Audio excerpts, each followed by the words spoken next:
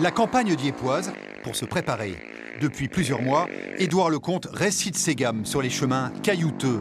Ce n'est pas la cordillère des Andes, mais c'est un bon terrain d'entraînement.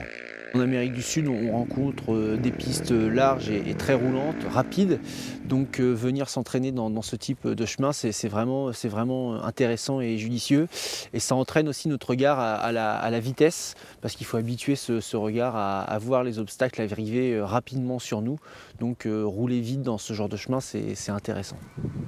Passer 10 heures sur sa machine pendant 15 jours, ça ne s'improvise pas.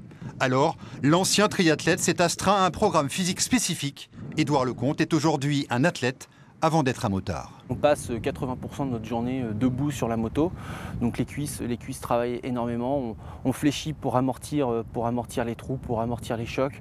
On vient parfois tirer sur le guidon pour mieux passer les bosses, pour anticiper. Rien n'a été laissé au hasard.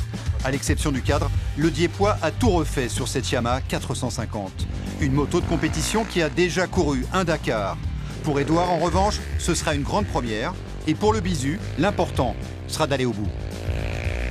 On m'a dit, et on le dit encore, ne jamais rouler à 100%, toujours garder un peu comme on dit, sous le coude, rouler maximum 80% de nos moyens pour pouvoir justement à n'importe quel moment avoir ce réflexe qui peut nous éviter la chute et nous permettre d'aller au bout.